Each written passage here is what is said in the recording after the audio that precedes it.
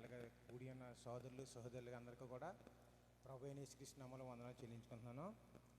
మరి నేను ఈరోజు కూడికి ఎందుకు ఏర్పాటు చేశాను మరి 2 ముక్కల్లో పూర్తి చేస్తాను. ఎందుకంటే చాలా సమయం అయింది, 8 అయిపోయింది. మేము 6 గంటలు స్టార్ట్ చేసి 7:30 కల్లా మెసేజ్కి సమయం ఇద్దామని మరి ఆశించాం. ఏది ఏమైనా మరి ఆయన ప్రణాళికలో ఉన్నది ఏదైనా దేవుని స్తోత్రం కలిగిన గాక. మరి నా జీవితంలో సాక్ష్యం చెప్పాలంటే మరి చాలా విషయాలు ఉంటాయండి. ఎందుకంటే ఇక్కడ కూడి ఉన్న వాళ్ళు అందరూ కూడా ఆల్రెడీ ఒకసారి నేను సాక్ష్యం లాస్ట్ టైం మీటింగ్ పెట్టుకున్నప్పుడు కూడా మరి సాక్ష్యం పంచుకున్నాను. మరి దాన్ని బట్టి మరి 2 మాటలు క్లుప్తంగా చెప్తే నేను ముగిస్తాను. అలాగే మరి ఇక్కడ సామలకోట ప్రాంతంలో మరి ఇక్కడ నేను కూడికి పెట్టాలన్న ఆలోచన ఎలా కలిగిందంటే దేవుడు నాకు ఒక మార్గం చూపించాడండి. ఆ మార్గం ఏంటంటే మరి నా జీవితంలో జరిగిన గొప్ప కార్యాలు 2 ముక్కలు చెప్తాను మీకు. మరి నేను ఇక్కడ అన్యత్వలో పుట్టానండి.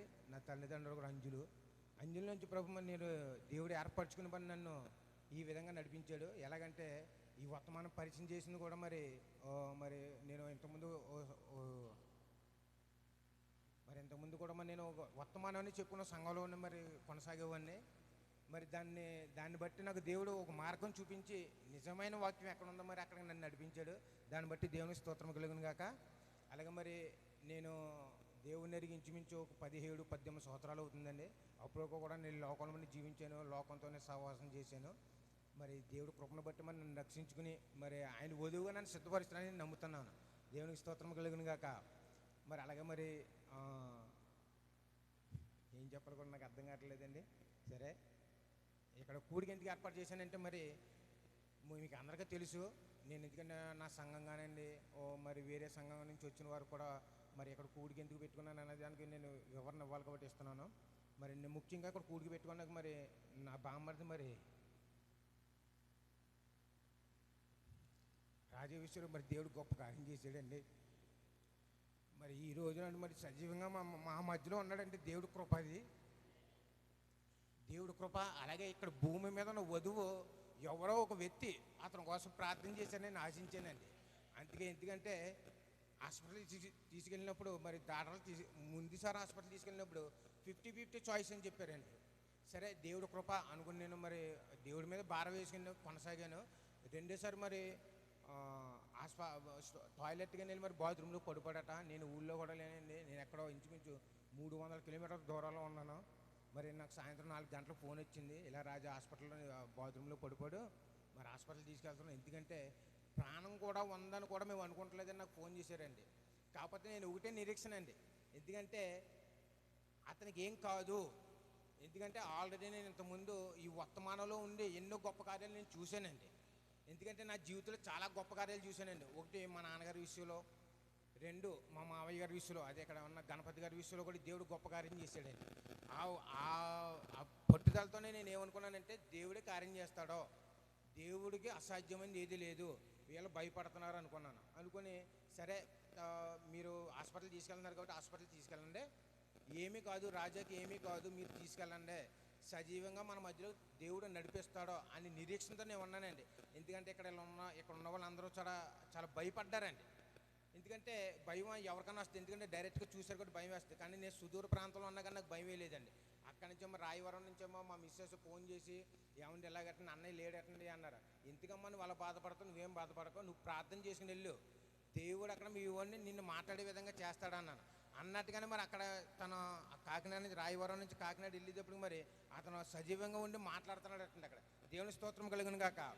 మరి అక్కడ పడిపోయారు. మరి ఎలా ఉందో ఏటో అనుకుని నాకు ఎక్కడి నుంచి ఒక వ్యక్తి ఫోన్ చేసి మరి రాజా అయితే మరి లేడు, మరి మీరు ఎక్కడ ఉన్నారు, మరి అర్జెంట్గా సిరిని తీసుకుని వచ్చండి, మరి అనుకుంటున్నాం, మరి మేము ఇంకేమీ లేదని మేము అనుకుంటున్నాం అన్నారు.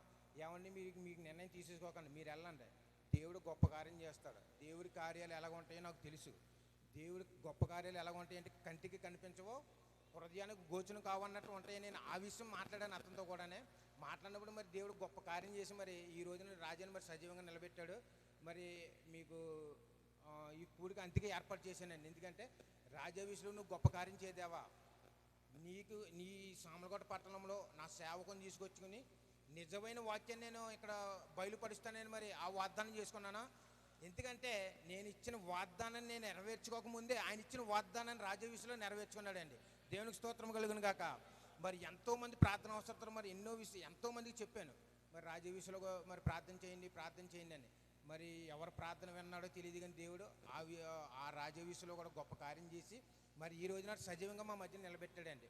మరి దేవుడికి అసాధ్యమైనది ఏది లేదండి. ఎందుకంటే మీకు అందరికీ చెప్పాలి, రాజ్య విషయంలోనే కొంతమంది డాక్టర్ గారి దగ్గరికి వెళ్ళినప్పుడు అలాగుంటుంది ఇలాగుంటుందని చాలామంది చెప్పారండి. చెప్పిన మాటలు కూడా విన్నాం. కాకపోతే నేను వ్యక్తిగతంగా మరి మా పాస్టర్ గారు అలాగే మా పాస్టర్ గారు తెలిసిన ఉప్పాల్లో షామీల్ గారు అన్న అతను మేము ముగ్గురం కూడా వ్యక్తిగతంగా ఆ డాక్టర్ గారి దగ్గరికి వెళ్ళి అడుగుం, బ్రదర్ ఏటి పొజిషన్ పోనీ ఎక్కడికన్నా తీసుకెళ్తే ఏమన్నా అవుద్దా పని అవుద్ది అంటే చెప్పని పోనీ తీసుకెళ్తామంటే. ఎందుకంటే మాకైతే చెప్పరని డాక్టర్లో, ఎందుకంటే అతను ఒక ఫ్యామిలీ ఫ్రెండ్ కాబట్టి గౌతమ్ సార్కే అతన్ని అడగనాకి వెళ్ళాం.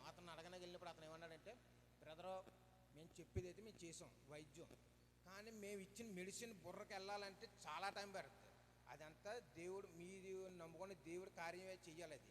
ఎందుకంటే అతనికి ఎలాగుందంటే చాలా క్రిటికల్ పొజిషన్ అని చెప్పారండి. కానీ నాకు అప్పుడు కూడా నిరీక్షణ ఏంటంటే దేవుడి మీదే. నేను డాక్టర్లు కూడా నమ్మలేదని ఈ విషయంలో.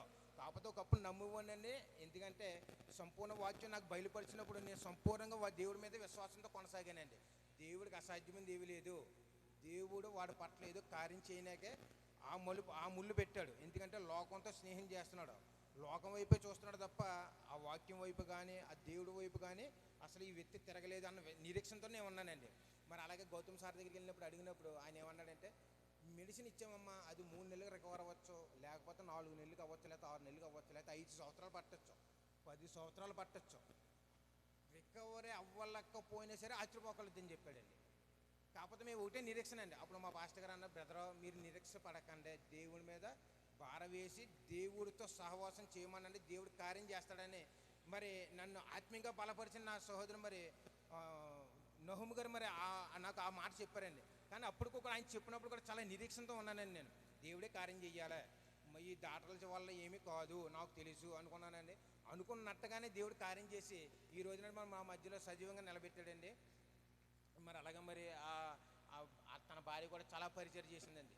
ఎందుకంటే ఈ కాలంలో మరి భార్య పరిచయం చేయాలంటే మనం చూస్తున్నాం, చాలామంది అమ్మగారింటికి వెళ్ళిపోవడం, లేకపోతే అక్కడికి వెళ్ళిపోవడం ఎక్కడికి వెళ్ళిపోవడం. కానీ ఆ సెకండ్ విషయంలో కూడా దేవుడు మారు మనసు ఇచ్చి మరి ఆ భర్తను ఎలా కాపాడుకోవాలో మరి తను కూడా పరిచయలో చేసి తనకు సహాయం చేసిందండి. తను కూడా దేవుడు దీవించిన గాక.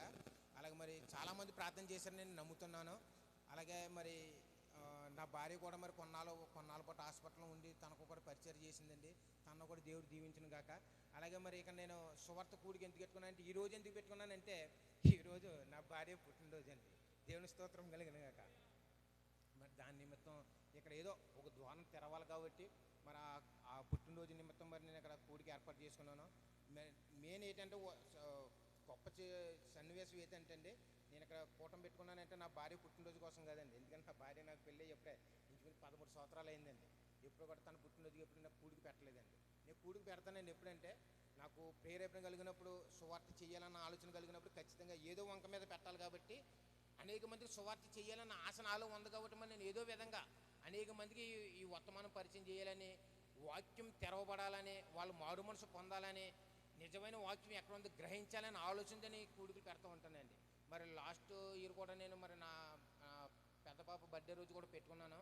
మరి అలాగే ఇప్పుడు కూడా పెట్టుకున్నాను. మరి అలాగే మరి ముఖ్యంగా నా కోసం ప్రార్థన చేయండి ప్రతి ఒక్కరు కూడా. ఎందుకంటే నేను ఇంకా వాక్యంలో బలపడాలి, నేను వాక్యం ఇంకా అనేక మందికి సువార్త చేయాలని ఆశనాలో ఉంది.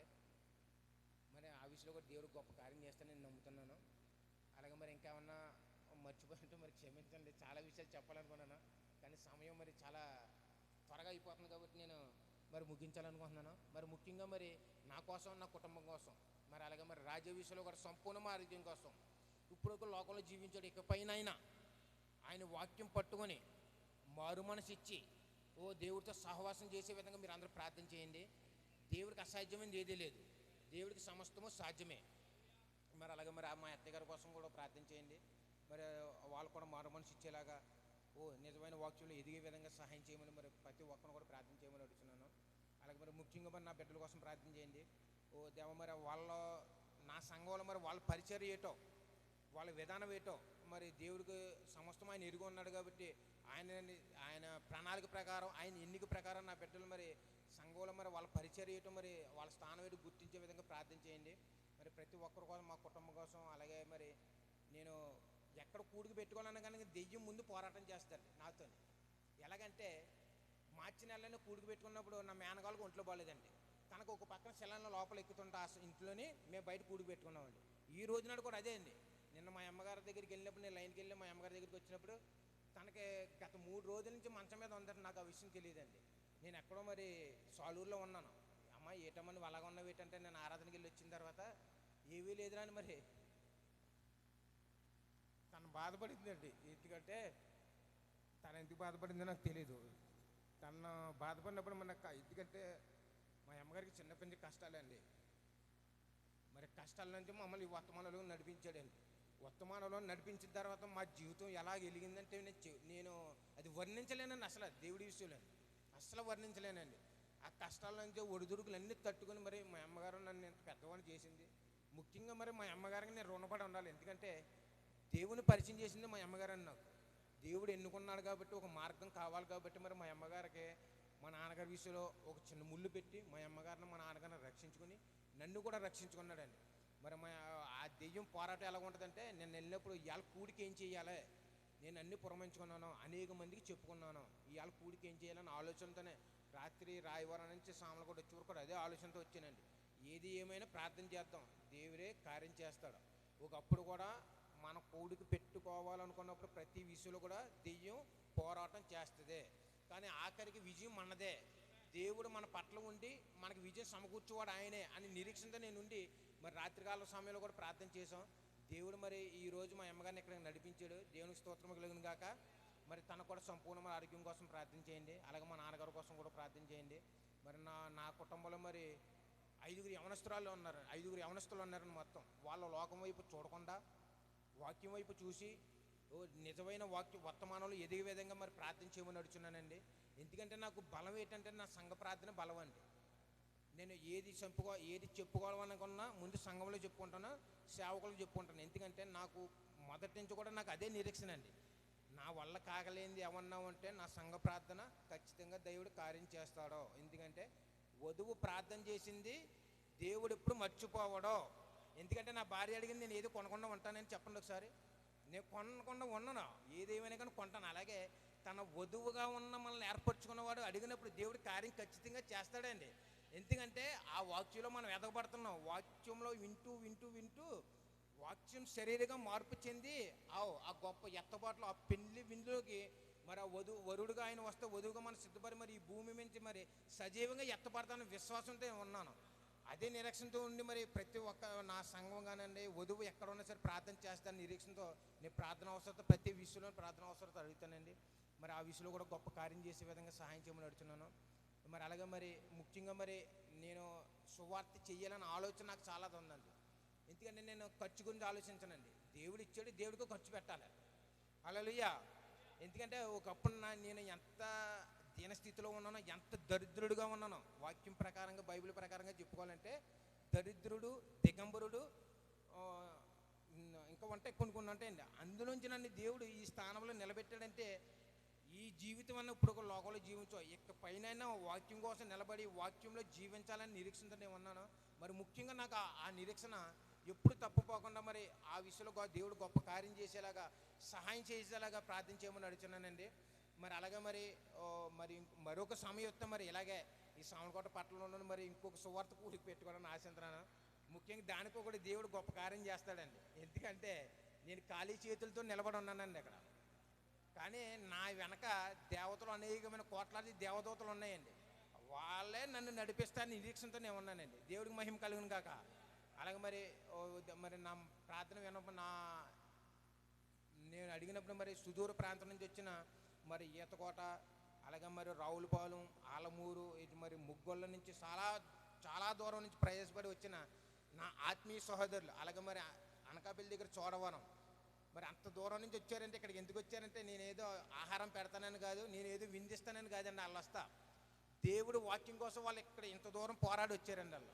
ఎందుకంటే రావులపాలెం నుంచి ఇక్కడికి రావాలంటే 3 అవర్స్ జర్నీ పడుతుందండి. మరి 3 అవర్స్ జర్నీ కూడా మరి ఇక్కడికి వచ్చి మరి అలాగే అనకాపల్లి నుంచి అలాగే ముగ్గోల నుంచి వచ్చిన ప్రతి ఒక్క సహోదరుల్ని అలాగే చిన్న బిడ్డలను కూడా దేవుడు దీవించును గాక. అలాగే మరి వాళ్ళ పరిచయలో మరి నాకుతో సహవాసం చేసి మరి ప్రతి పాలుభాగస్తులైన ప్రతి ఒక్కరిని దేవుడు దీవించను గాక. మరి ముఖ్యంగా మరి ఇప్పుడు ప్రార్థన అవసరం ఏంటంటే రాజు కోసం ప్రార్థన చేయండి, సంపూర్ణమైన ఆరోగ్యం కోసం.